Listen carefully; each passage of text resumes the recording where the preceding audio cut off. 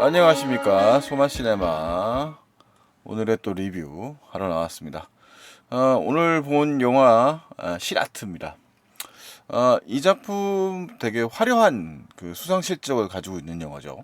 가장 대표적으로 칸느 영화제 올해 작년이죠. 작년 2025년 심사위원상과 사운드트랙상을 받았다고 하고요. 그 외에도 지금 올해 아카데미 외국어 영화상 부분에 또 후보로 올라가 있습니다.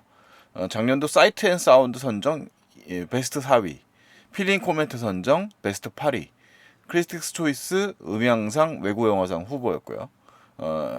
하여튼 뭐 수상식이 화려합니다. 뭐 상은 많이 받은 스페인 영화가 됩니다.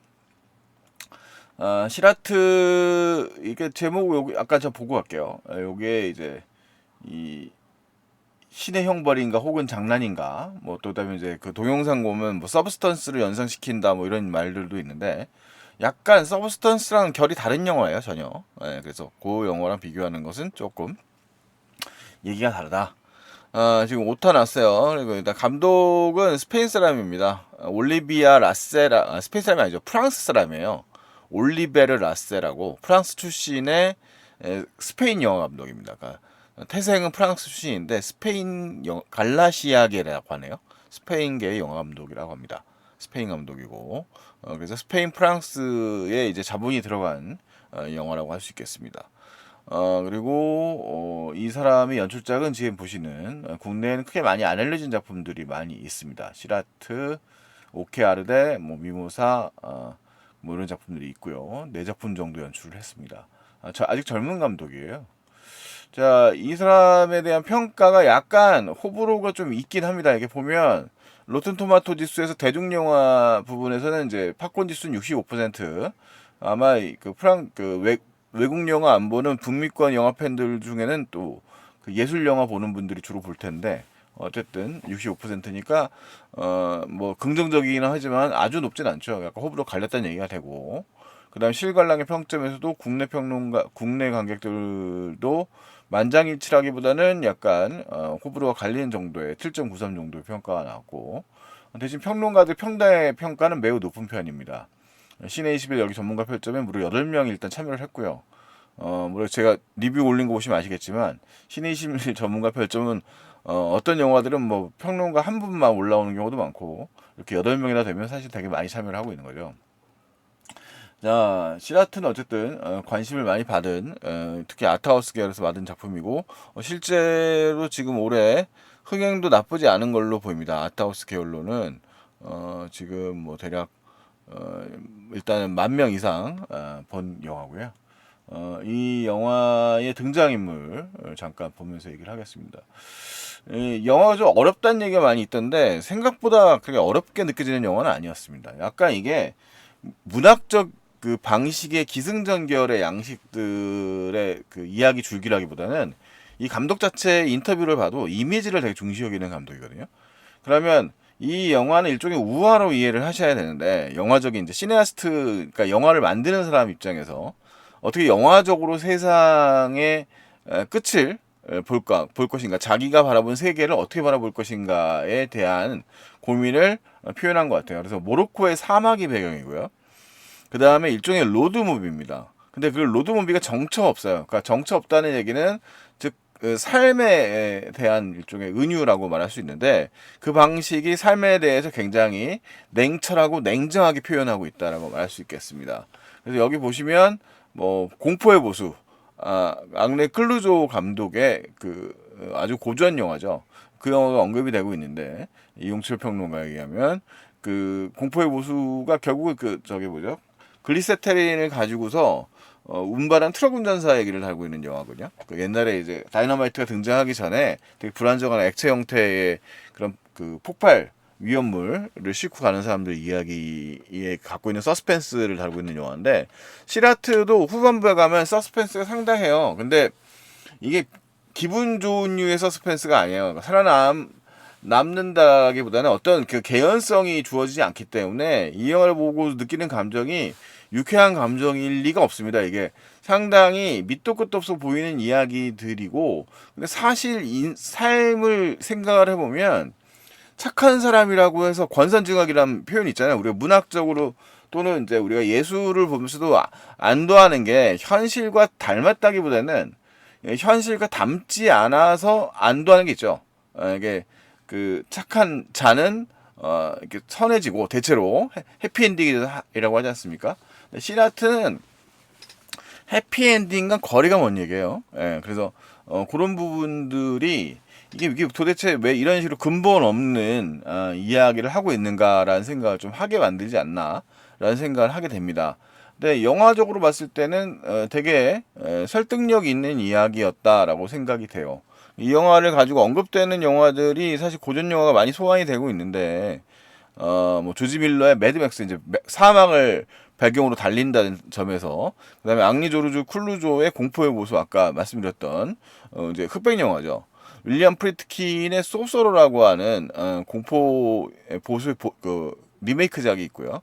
뭐 못 본 작품이고, 그다음에 이제 역시 사막 배경이었던 것 같은데 안토니오의 자브리스키 포인트 이런 작품들이 언급이 되고 있습니다. 미켈란젤로 안토니오의 영화 기본적으로 룩이 이게 16mm여서 상당히 거친 질감이라고 하고요.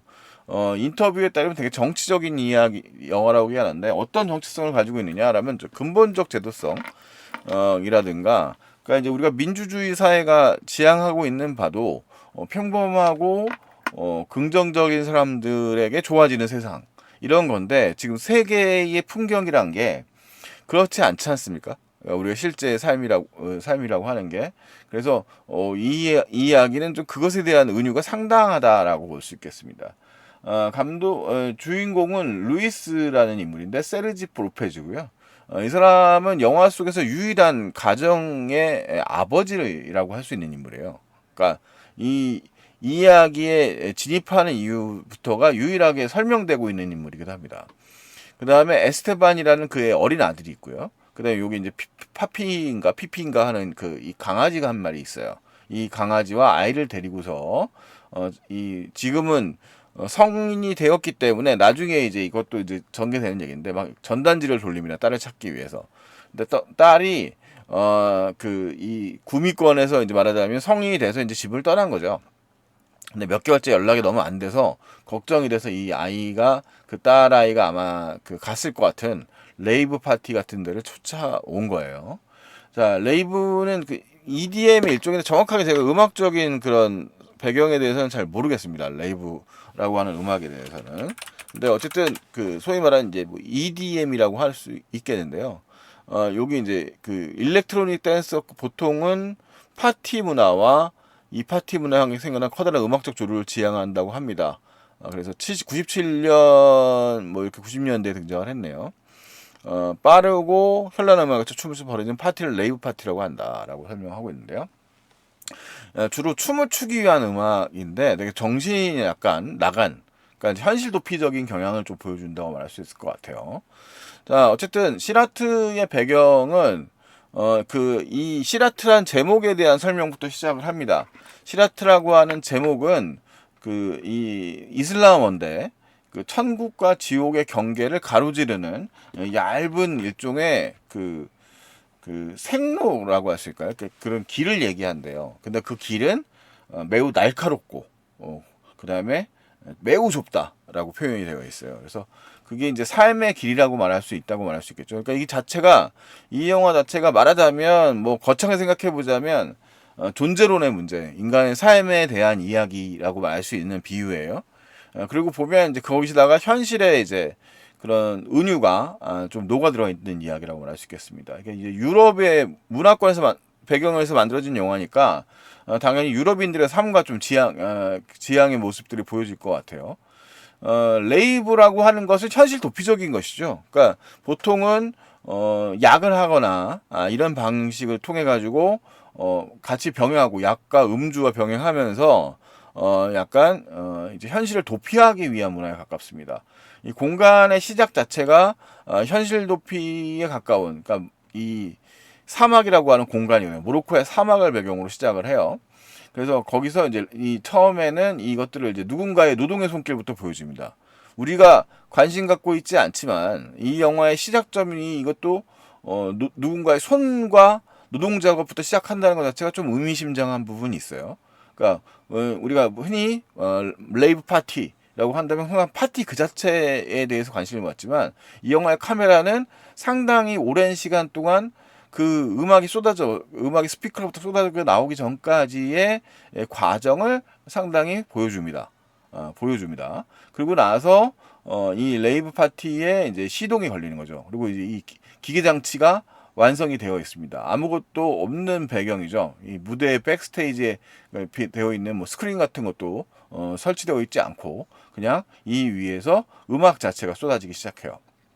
그리고서 이 영화는 픽스샷으로 이 영화의 전체적으로 이 레이브 파티에 참여한 사람들의 모습을 아주 서서히 들어가는 클로즈업으로 조금씩 카메라 속에 들어갑니다. 그러니까 바로 쾌락적인 장면들로 시작되지 않습니다. 흔히 얘기하는 레이브 파티 연상되면은 뭐 흔히 되게 막 그 아름답고 멋진 청춘 남녀들이 등장을 해가지고 막 끈적끈적한 춤을 추면서 나오는 것 같은 그런 느낌들이 있지 않습니까? 근데 그런 느낌이 별로 없고 여기 섞여 있는 인물들도 되게 지극히 일상적으로 보이는 사람들이 모습이에요.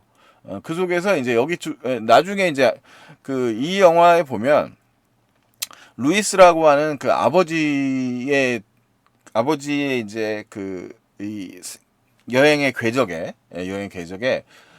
끼어들게 되는 그러니까 아버지가 끼어드는 거죠. 아버지가 그 딸을 쫓겠다는 그런 생각으로 쫓게 되면서 만나는 이 영화의 주인공들이 이제 슬쩍슬쩍 보여줍니다. 근데 아무런 소개가 없어요. 그러니까 이들에 대한 뭐 이들의 과거사라든가 이런 것들은 보여주지 않고 영화가 진행되면서 이게 이들이 갖고 있는 뭐 상처들, 뭐 어떤 사람은 이 손이 없고요, 어떤 사람은 다리가 없고, 뭐 그 어떤 사람은 얼굴에 상처가 있고, 뭐 이런 모습들이 보여집니다. 그래서 그 상처를 가지고 있는 일종의 이 사람들 좀 소비 쾌락적인 존재들은 아니고 나중에 만나게 되면 되게 히피적인 존재들이에요. 그러니까 일종의 이 레이브 파티를 쫓아가는 사람들이지만 되게 공동체적인 모습을 가지고 있는 사람들입니다. 그런 모습이고요. 그다음에 루이스라는 아버지는 이렇게 등장하죠. 이 와중에 이제 캠프를 치고 있는 사람들, 이 사람들에게 다가서 자신의 딸을 봤느냐, 걔를 본 적이 있느냐 이런 식으로 쫓아가면서 영화가 진행이 돼요. 자, 하지만 뭐 당연히 아는 사람은 없다고 하고요. 이 레이브 음악에 대해서 뭐 저 문외한인데 이 약동하는 것이 일종의 나중에 보면 이게 기본적으로 사람이 나는 목소리가 없고 계속 베이스가 치면서 이게 진동이 되죠. 반복적인 리듬이 반복되죠. 그래서 이게 마치 이게 삶의 리듬 같은 느낌으로 영화의 전체적인 무드를 만들어주는 역할을 크게 합니다. 그래서 이 영화의 그 음악이 모든 이제 그 영화상들에서 주목을 받는 이유이죠. 그러니까 이 시라트라고 하면 어떻게 지극히 단선적인 영화의 그 색깔을 입히고 그 다음에 영화적인 이 생명, 그러니까 삶에 대해서 이 영화적 주제와도 깊은 연관성을 맺는 음악이 그런 역할을 하고 있기 때문에 상당히 중요한 부분이라고 봅니다. 제가 사실 앞부분은 좀 루즈하게 느껴졌어요. 이게 사실 긴장감을 팍 주는 부분이 상당히 뒷부분에 넘어오게 됩니다. 자, 루이스와 그 아들인 에스테반이에요. 아들이 에스테반 이렇게 찾아가면서 일행에 참여하게 되고, 그 다음에 한동안에 이제 이런 레이브 파티가 뭐 광란수는 아니고 지극히 어떻게 보면 자연스럽고요. 이들은 세계와 유리된 채 자신들의 시간을 보내는 것처럼 보여집니다. 하지만 현실은 그렇지 않았죠. 그러니까 이 뚜렷하지 않은 불분명한 시공간 속에 있는 세계는 이 뉴스를 통해서 뉴스가 이제 나오다가 끊기는 장면이 이제 중반부에 등장을 하는데 그 이야기에 의하면 이미 세계들은 각국의 진영들을 선택을 했고 전쟁을 할 준비를 하고 있는 시기입니다. 근데 이 시기에 레이브 파티를 온 사람들이라고 하는 거는 그것을 거부한 거죠. 그러니까 그 주류적 삶을 벗어나서 있는 사람들이죠. 근데 그 공간에 바로 이제 군인들이 틈입을 해요. 국민들이 들어오고 그들에게 유로 국가에 있는 사람들이라면 우리의 지시를 따르고 이제 그만 파티를 중단하고 따르라고 합니다.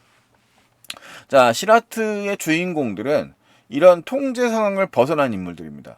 그러니까 이 영화의 주요 등장 인물 중에서 그 어떤 멤버가 일종의 이목을 이끌고 한 그 군인에게 어린 군인을 이목을 이끌고 이 경로를 탈출하면서 영화의 긴 로드 무비가 시작이 되는 거죠. 자, 그러면서 이 일군의 집단들이 이렇게 요로 지금 이제 버스에 이제 사막에 있는 겁니다. 근데 이 공간이 어딘지는 계속 불분명하게 나와요. 예, 그냥 영화의 상황만 기본적으로 아주 던져지게 됩니다.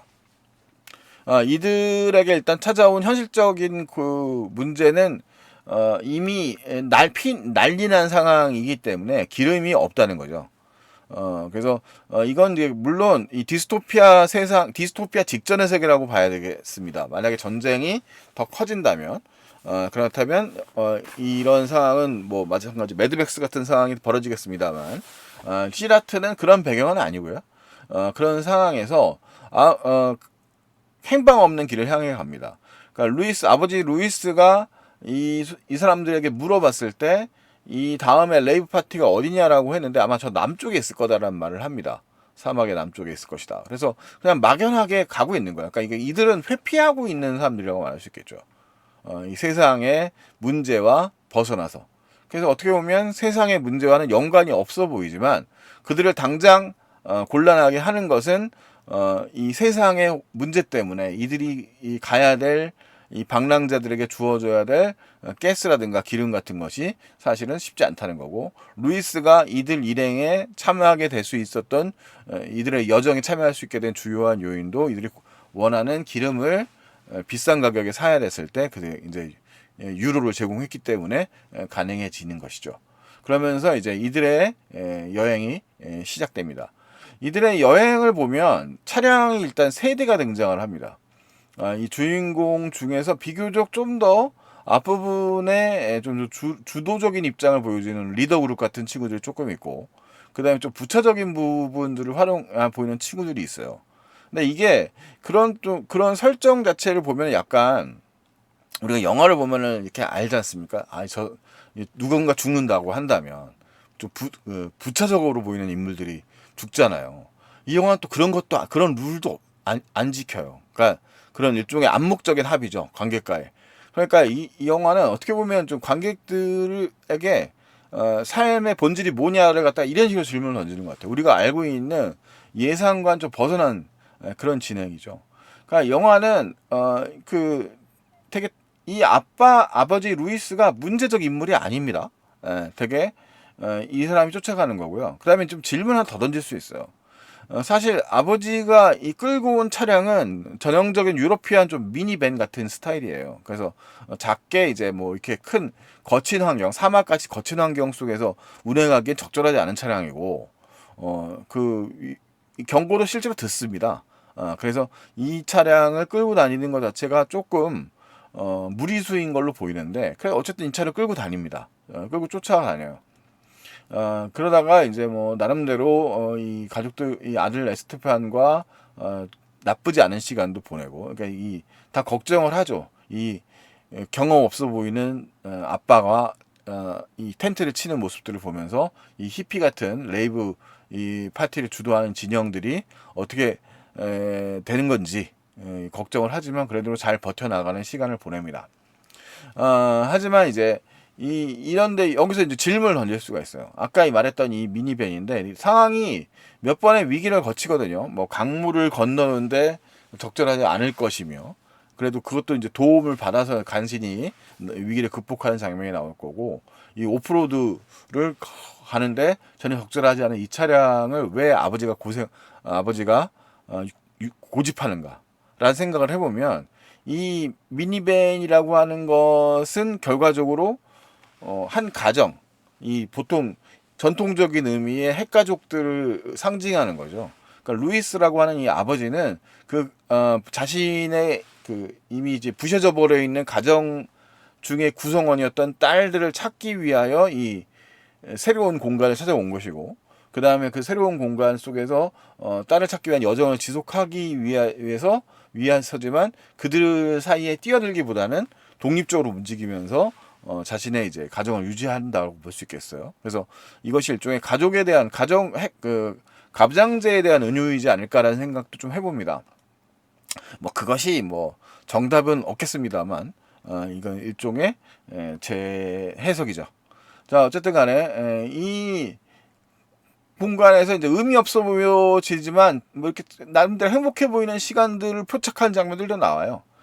이 여정을 계속하면서 이 레이브 파티에 참여하는 이 일종의 이 레이브 파티족 들의 면면이 보여집니다. 누군가는 다리를 잃은 사람, 그 다음에 누군가는 팔을 잃은 사람이라는 것을 이제 발견하게 되고, 그들이 그럼에도 불구하고 출신 성분이라든가 성향이라든가 아마 국적도 좀 달라 보이는데 그런 것들과 상관없이 언어도 조금 다른 말을 쓸 때 프랑스어를 쓴다거나 이런 말을 쓸 때도 있고 그러면서 상당히 어쨌든 이상적인 형태의 히피 공동체와 유사한 모습의 그런 여정을 하고 있다는 걸 알 수가 있어요.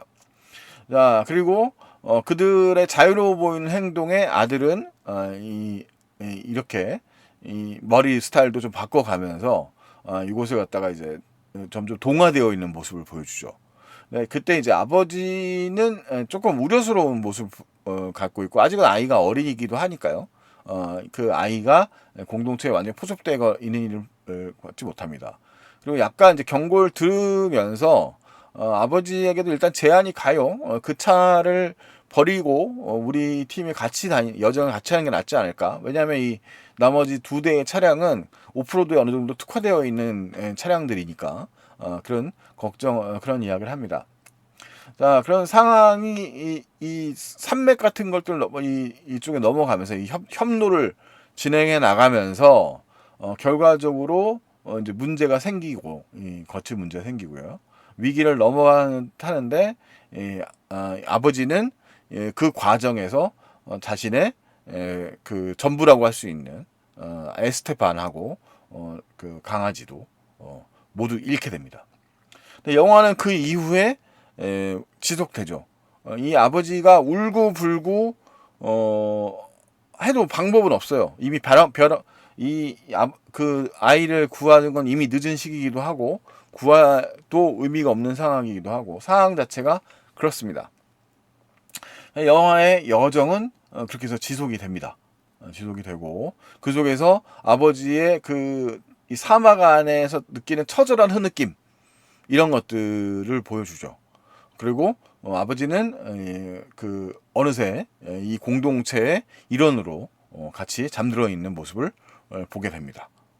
자, 그럼 여기서 이제 보여지는 이런 것들은 어떤 걸까요? 생의 그 잔혹함이라고 말했어요. 이 영화에서는 가차 없습니다. 그러니까 헐리우드 영화의 일종의 규칙이라고 하죠. 그러니까 말하자면 영화적으로 말하자면 아이와 강아지는 죽이지 않는다. 근데 이 영화 시라트는 대놓고 죽게 합니다. 그 아이가. 자, 그러니까 이 영화는 벌써 그때부터 지점부터가 잔혹해지기 시작하는 거예요. 영화가 생의 잔혹함이죠. 근데 여기서 사람들이 괴로운 이유는 뭐냐면 악당이 없어요. 이 영화에서는. 그러니까 악당이 있다고 한다면 그냥 뭐 운명이라고 할까? 이런 거예요. 그러니까 삶 자체인 거죠. 그러니까 실제로 우리에게 벌어지는 수많은 일들은 그냥 벌어지는 일들인 거죠. 상당의 경우에는 착한 사람이라고 해서 뭐 누군가는 그렇게 말합니다. 착한 사람이 먼저 죽는다. 이렇게 말을 하기도 합니다. 착하기 때문에 아쉬움이 더 큰 것이죠. 사실은 냉정하게 말을 하자면. 자, 그런 상황이 시라트는 연속해서 벌어집니다. 지금까지 이 영화가 진행된 과정에서 레이브 파티를 벌이는 사람들도 그냥 이 현실을 회피하고 있을 뿐인 거고 그냥 음악을 좋아하는 사람이 춤추는 걸 좋아하는 사람이죠. 그리고 그냥 어떻게 보면 평화주의자들이에요. 세상에 어떻게 보면 환란에서 벗어나고 싶어하는 사람들 뿐입니다. 잘못한 게 없어요. 그죠? 그저 이 레이브 파티장에서 버려져 있는 다 망가져서 버린 스피커를 살리고 싶어 한다거나 그 마지막 소리를 듣고 싶어 한다거나 뭐 이런 사람들입니다. 그래서 이들이 도착한 것은 허허벌판 속에 펼쳐져 있는 마지막 어떻게 보면 레이브 파티인 거죠. 자, 그래서 이 영화에서는 이제 어차피 이게 스포일러가 사실 좀 의미는 없습니다. 근데 어쨌든 스포일러 얘기를 할 거니까요. 스포일러 같은 것까지 다 얘기를 할 거니까 뭐 그건 감안을 하시고요. 자, 뭐 말하자면 그 마지막 후반부의 클라이막스에 가면 이게 약간 쾌감을 주는 장면이 있었어요. 결국은 이들이 원하는 게 뭘까요? 어떤 새로운 레이브 파티 같은 것이죠. 그러니까 그들은 그저 춤추고 있었 싶었을 뿐이에요. 근데 갑자기 누군가 죽습니다. 폭살을 당합니다. 그들이 갔던 공간은 지뢰밭이었던 거죠. 자, 시라트의 마지막 장면은 상당히 충격적이에요. 이게 서브스턴스랑은 전혀 다른 결의 영화예요. 서브스턴스는 그것도 우화죠. 그 호러 영화긴 하지만 우화인데 이쪽 현대인을 되게 비꼬는 우화라고 한다면 이 영화는 어떻게 보면 좀 더 현실을 갖다가 빗대어 얘기합니다. 사람이 죽는데 그 사람이 잘못한 건 없어요. 그냥 날려버려라고 말했어요. 그리고 근데 진짜 자신이 날아갑니다. 어떤 원인과 이유도 없습니다. 그냥 절망감만 안겨줄 뿐이에요. 잔혹하죠. 신은 왜 이렇게 잔혹한가? 춤출 줄 모르고 유머 감각이 없을까? 뭐 이렇게 신앙을 갖고 있는 사람이라면 그렇게 얘기할 수도 있고요. 자, 어쨌든 그렇게 이 멤버들이 그렇게 덧없이 죽게 되는 장면들이 등장을 해요. 물론 다 죽지 않아요. 근데 살아남은 사람들은 왜 살았을까요? 그 다음에 죽은 사람은 왜 죽었을까요? 이유가 있을까요? 자, 시라트는 말하자면 그 생의 의지만이 뭐 쇼펜하우어라든가 뭐 니체라든가 뭐 이런 사람들이 언급하는 듯한 삶에 대한 의지가 그냥 의지로 살아가는 것일 뿐이다라고 얘기하는 것 같아요. 말하자면 이 세상은 쇼펜하우어가 얘기한 것처럼 고통과 고통, 그죠? 통각이죠. 통각이라고 표현하는 뭐 평론가도 있던데 고통이라고 하든가 고통과 그 다음에 이제 그 지루함 그것들이 연속이라고 말했었던 쇼펜하우어의 뭐 그런 철학 내용처럼 이 시라트는 그것에 특히 고통 버전에 대해서 주목하고 있는 것 같아요. 그리고 그 고통의 상당히 많은 것들은 무엇인가? 그러니까 인간이 만들어낸 것에 대한 일종의 허무주의도 이 안에 들어가 있고요.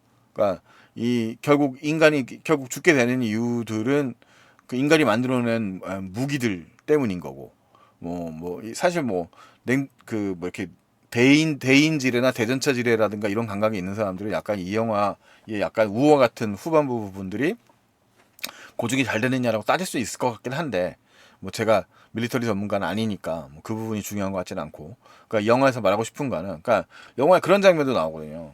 이 사람의 생로 누군가가 갔던 길을 갔다가 멤버가 따라가는데 앞에 간 사람은 괜찮은데 뒤에 간 사람 죽어요. 이유는 모르죠. 이유는 모르죠. 그러니까 산과 사의 갈림길이 가려져 있는데 사실 그냥 누군가는 살고 누군가는 죽게 되는 거예요. 그래서 이것들이 주는 그 서스펜스가 있습니다. 그러니까 그 완전 랜덤 같은 죽음이지 않습니까? 왜 죽는지 모르고 있는. 근데 실제로 우리의 삶도 좀 그런 면이 있으니까 시라트가 그것을 시각화한 영화가 아닌가라는 생각이 들더라고요. 그러니까 유럽인들이 그 좀 부유한 이 좀 상대적으로 풍요롭잖아요. 전 세계 대륙인들에 비하여. 그래서 사실 레이브라고 하는 장르가 어떻게 보면 이 자신들의 생명력을 유지할 수 있는 장치로서 음악이 이 레이브족들에게는 특히 작동한다고 말할 수 있겠죠. 그러니까 이 누군가는 상실되어 있는 것들, 뭐 누군가 손, 누군가 팔, 누군가는 얼굴의 상처 이런 상처들을 갖고 안고 살아가는 사람들이 이 상처를 위안받는 거죠. 레이브라고 하는 음악 장르와 그다음에 춤, 파티를 통해서 그리고 그들은 뭐 약물을 하고 뭐 약을 하기도 하고 이러면서 도피하고 싶어 하지만 그 생의 잔혹함 앞에서는 피할 수 없다라고 말할 수 있는 것이겠죠. 근데 그러니까 이 영화에서는 논리적 개연성이라는 것이 의미가 없어요. 논리적 개연성 자체가 사실 인생에는 그렇게 작동하고 있지 않기 때문에 그래서 시라트는 그런 관점을 영화적으로 표현한 거 아닌가. 만약에 그러니까 이 세상은 또 더 이 세상이 절멸에 가까운 이 세상은 누가 만들었느냐? 결국 인간이 만든 거죠. 물론 이 사람들은 아니에요. 영화에 등장하는 사람들은 누군가한테 피해를 준 근거가 이 영화엔 없습니다. 이들은 그저 자신의 생에서 그 쉼을 추구하고 그러니까 뭔가 그 행복을 추구하고 싶었던 것이겠죠. 하지만 거기서는 아무도 그 고통에서 벗어날 수가 없다는 것이 결국 이 영화의 전언이고요. 그리고 그 나쁜 세상을 만든 것은 또한 누구냐? 인간이라고 말하고 있는 거죠. 그래서 이 영화는 아까 말했던 뭐 가부장주의라든가 그 다음에 낙관주의, 뭐 그런 자본주의적인 측면, 이런 것들에 대해서 전체적으로 비판적이라고 볼 수 있습니다. 그러니까 반문명적인 이야기라고 말할 수 있겠고 그런 면에서 이 영화가 급진적이다라고 말할 수 있어요. 그러니까 약간 휴머니즘이 없죠. 말하자면 그런 그 뭐 우리가 인류애란 말 요즘에 유행하고 있는데 그런 것들과 거리가 멀게 아주 냉정한 시각으로 바라보고 있는 세계에 대한 영화가 아닌가라는 생각이 들었습니다. 그래서 영화 특히 중반부 넘어서면서부터 상당히 흥미로웠고요. 그리고 영화적 전체적으로 만들어내는 긴장감이라든가 그 다음에 이 막막한 촬영이라든가 그런 것이 상당히 인상적인 그런 작품이었다. 예술 영화 하면 사실 뭐 졸다 오는 경우도 많은데 그래서 좀 걱정도 했고 사람들이 어렵다고 얘기를 해가지고 했는데 사실은 되게 탁월하게 이미지화한 영화라고 보여집니다. 그래서 여러분들이 그런데 좀 관심이 있는 분들이라면 이게 이제 결국 시네아스트적 답변이거든요. 그러니까 어떤 서사적인 그런 결말이라기보다는 말하자면 문학적인 그런 그 전통적인 우리가 이야기 형식의 그런 영화라기보다는 시각과 음향 같은 영화적 그런 표현을 통하여 세계의 종말에 대한 뭐 근심, 뭐 그런 시네아스적인 답변, 뭐 이런 것을 이야기하고 있는 영화 아닌가라는 생각이 들어서 인상 깊게 보았습니다. 여러분들도 가능하면 이게 특히 사운드가 중요한 영화이고요. 그 이미지, 황막, 그 사막의 그런 이미지죠. 예, 그런 이미지들도 중요한 영화이기 때문에 가능하면 상영회차가 많지 않습니다만 극장에서 보셨으면 좋겠습니다. 아니면 사운드가 아주 좋은 공간을 만들어 형성해 놓고 오시든가요. 시라트였습니다. 이상 다음에 또 다른 작품으로 돌아오도록 하겠습니다. 안녕히 계십시오.